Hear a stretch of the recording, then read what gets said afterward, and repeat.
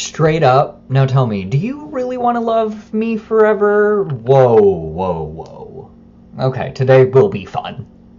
So, with us all being enveloped in this political season and the onslaught of ads and attacks, and us all having to listen to these diatribes from these sociopaths with a lot of power and money talk to us about how we should be spending ours, sometimes you just need a break, right? And a good way for me to check out of reality is oftentimes hitting Netflix and Hulu for some binge watching of classic television.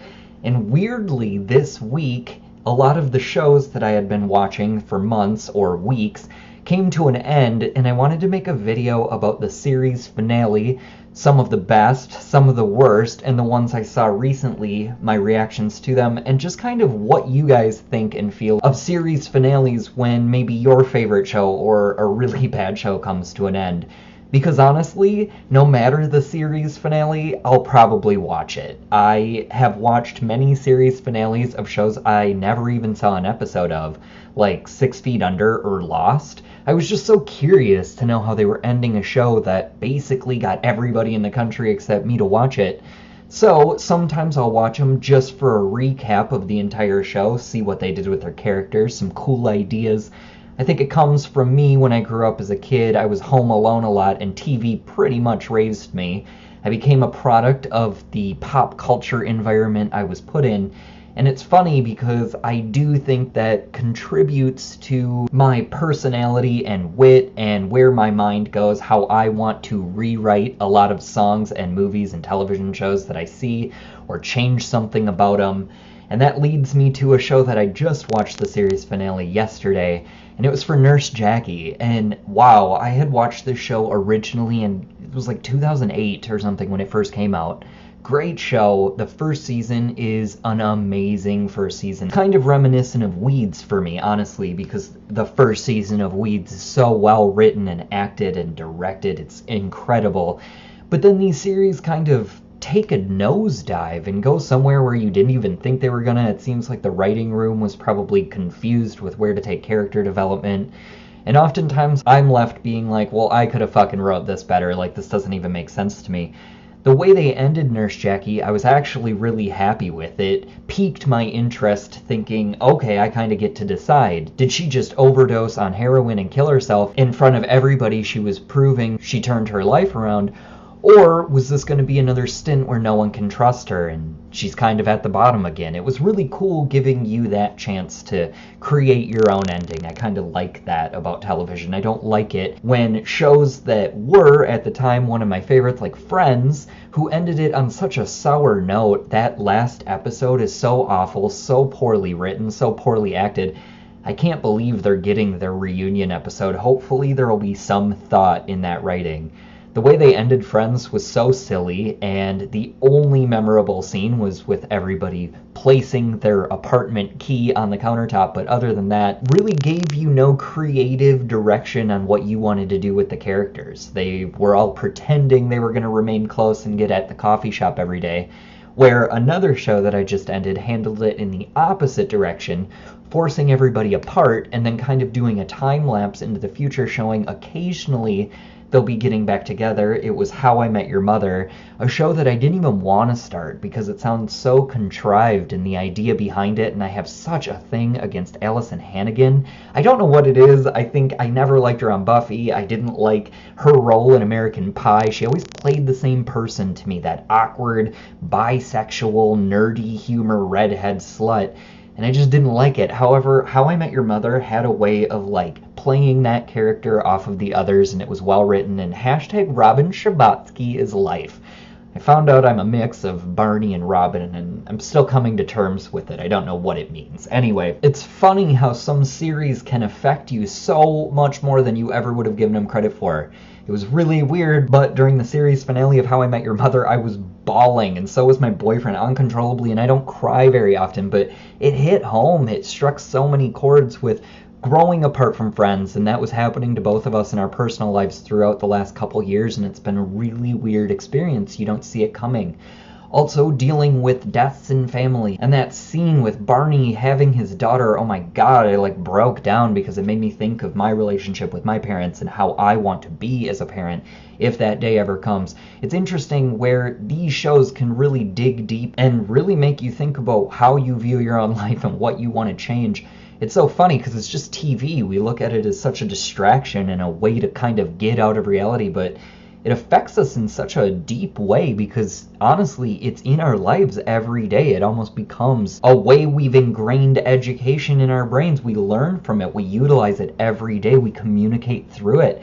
And it's fascinating. It really is. I feel like usually with a series finale, the writing has kind of pittered out and nobody has clever ideas on how to send the characters off that would make most of the fans feel well fed, like it was worth watching that whole time. I was really let down with the Friends finale, but the whole ride through Friends, I loved it. Same with Will and Grace. Their finale was kind of stupid and didn't really make that much sense with the original storyline. However, the rest of the series was epic. I have to admit that my absolute all-time favorite series finale, which you can dispute if you want, I don't care, this is absolutely true for me, was definitely with the HBO series Sex and the City.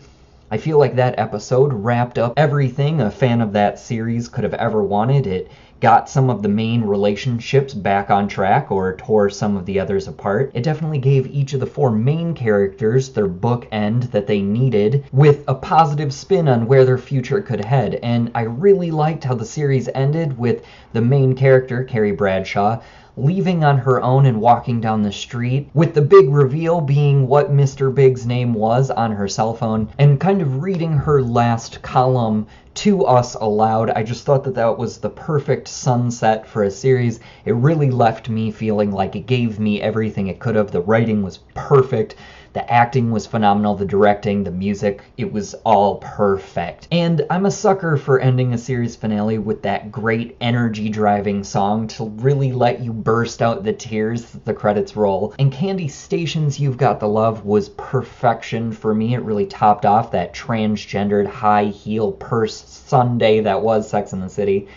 And yet it did spawn two movies, both of which I criticized for different reasons. The first one at least stayed a little true to what the series was about. The second one was just an abysmal mess.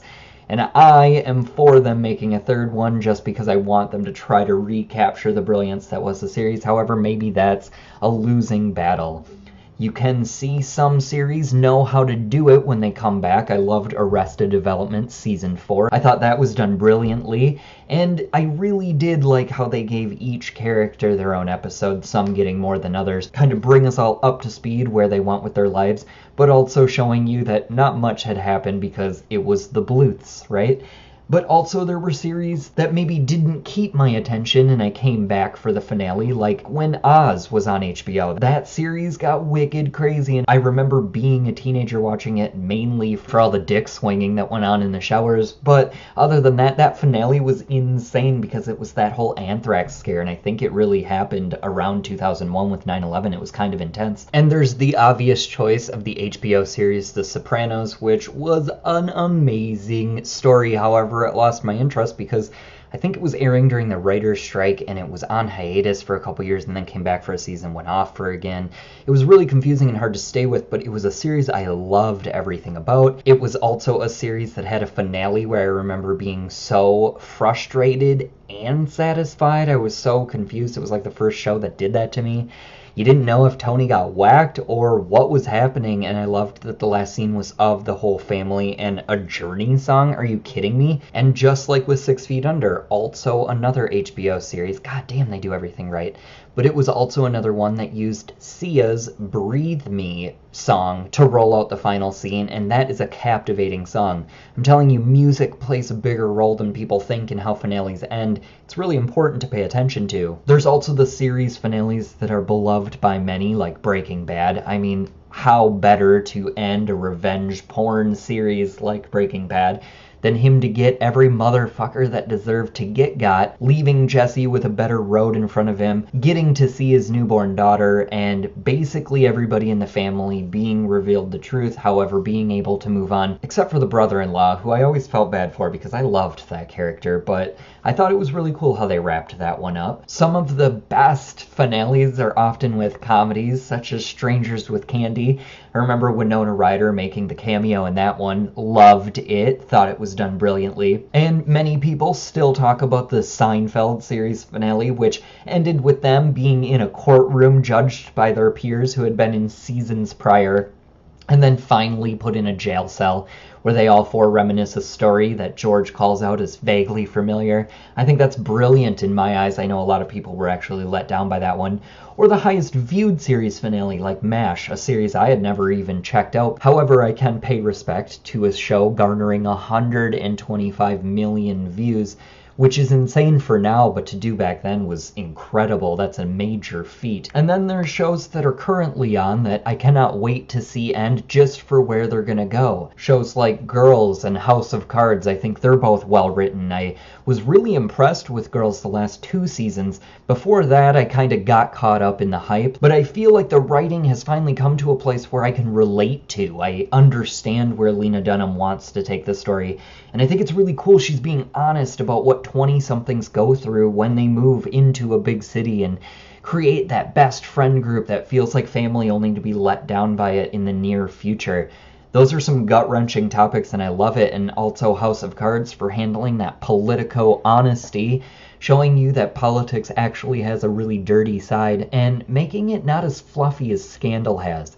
I did appreciate Scandal back in the day, but that show's kind of nosedived, and I feel like they've run out of topics and character developments, and now I feel like we're going to be introduced to new people, like that Portia de Rossi character who has absolutely no value in the show. She acts like a big, tough badass, but then gets bossed around by everybody, so I don't understand the point of even having a character like that. Also, Empire, a show I have not checked out yet, but I am hearing all of the buzz. It's supposed to be incredible, and there are many rappers and hip-hop artists in real life who claim to be the life that that show is representing.